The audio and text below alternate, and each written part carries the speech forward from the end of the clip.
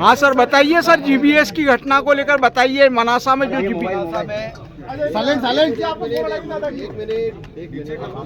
GBS बीमारी, इसमें शुरू में सर्दी और खांसी के लक्षण होते हैं, बाद में पैर से पैरालिसिस की शिकायत आती है और उसके बाद ये जानलेवा भी हो जाती है। इसलिए मनासा में जिस प्रकार 12 तारीख को पहला मरीज जीबीएस के आइडेंटिफाई हुए, जयपुर और अहमदाबाद से रिपोर्टिंग हुई, मध्य प्रदेश सरकार ने, हमारे मुख्यमंत्री डॉक्टर मोहन यादव जी ने इसको बहुत गंभीरता से लिया है। इसीलिए आज हम लोग यहाँ मनासा आए हैं। हमारे साथ आयुक्त नगरीय प्रशासन संकेत भोडवे जी भी हैं, कमिश्नर हेल्थ तरुण राठी हैं, एनएचएम की एमडी सलोनी सिडाना हैं, कमिश्नर उज्जैन आशीष सिंह भी यहाँ पर हैं, कलेक्टर भी हैं। और हम लोगों ने यहाँ पर बैठक करके और क्या अभी तक इलाज हुआ है, जो लोग भर्ती हैं उनकी क्या स्थिति है।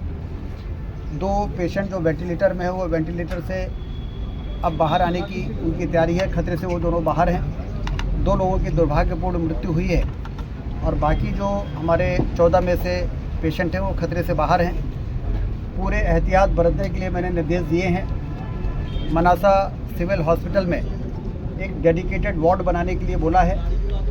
एडवांस लाइफ सपोर्ट एम्बुलेंस जो वेंटिलेटर से युक्त होती है उसको यहाँ पर स्टेशन करने के निर्देश दिए हैं। डेडिकेटेड वार्ड में मेडिकल कॉलेज नीमच के स्पेशलिस्ट वेंटिलेटर, उसके ऑपरेटर यहाँ पर क्रिएट करने का निर्देश दिया है। और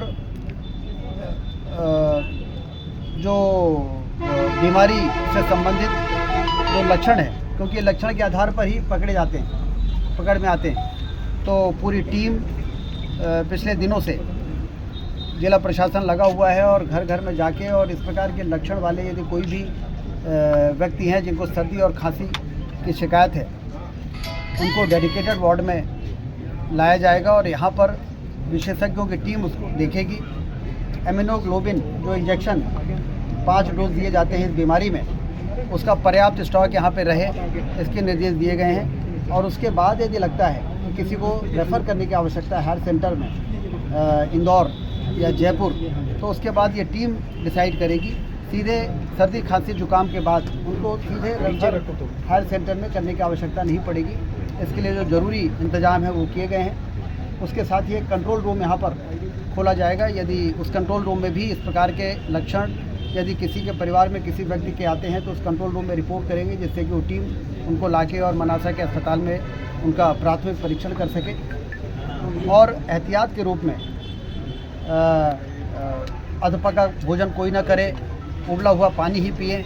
जब तक ये मामला सेटल डाउन नहीं होता है, ये जानवरों को छूने के बाद हाथ साबुन से ज़रूर धोएं। इस प्रकार के 4 निर्देश भी जारी किए हैं, जिसको आपके माध्यम से मनासा के घर घर में पहुंचाने के लिए आपसे भी निवेदन हम लोग कर रहे हैं कि पर्याप्त जागरूकता होनी चाहिए। क्योंकि इस प्रकार की बीमारी जब आउटब्रेक होती है और उसके बाद यदि हम सावधानी नहीं बरतते हैं तो ये मासेस में जाती है।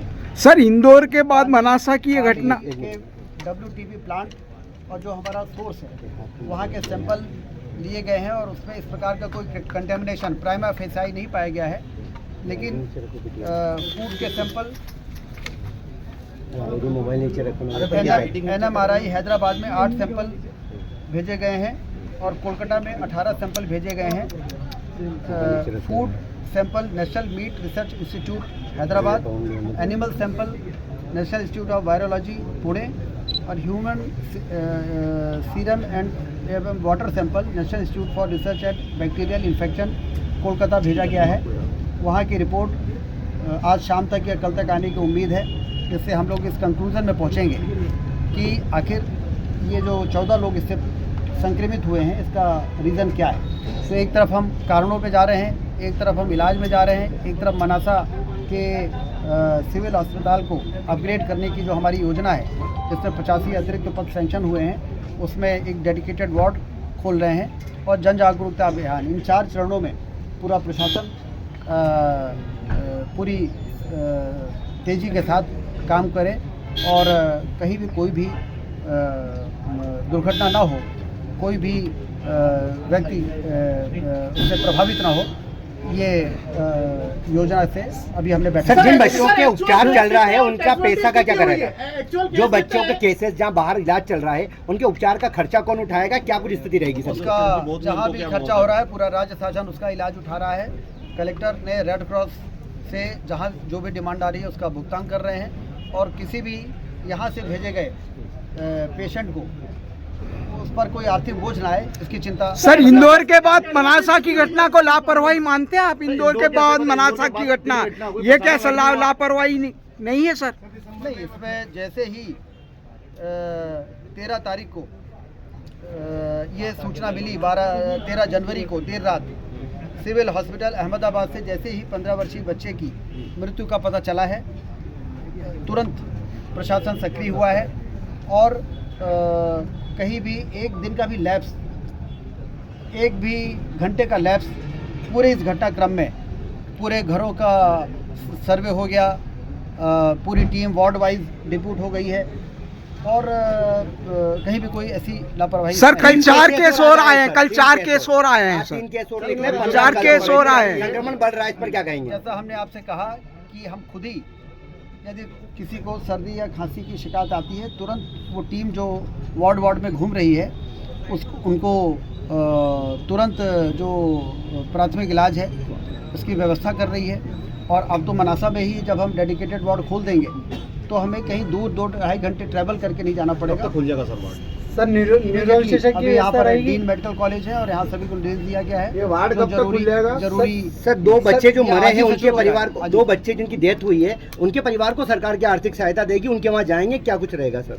देखिए, इस प्रकार की मृत्यु में सरकार के जो राहत की व्यवस्था है उसमें कहीं कोई सवाल ही नहीं है। वो तो तत्काल मानवीय संवेदनाओं के मामले में हमारे मुख्यमंत्री डॉक्टर मोहन यादव जी संवेदनशील हैं और वो। सर, अभी तक क्या राहत दी गई है? अभी क्या राहत दी गई है सर? उसमें जो मृत्यु में जो राहत होती है अभी उसकी मुख्यमंत्री जी ही घोषणा करते हैं। सर, न्यूरो विशेषज्ञ की नियुक्ति होगी यहाँ?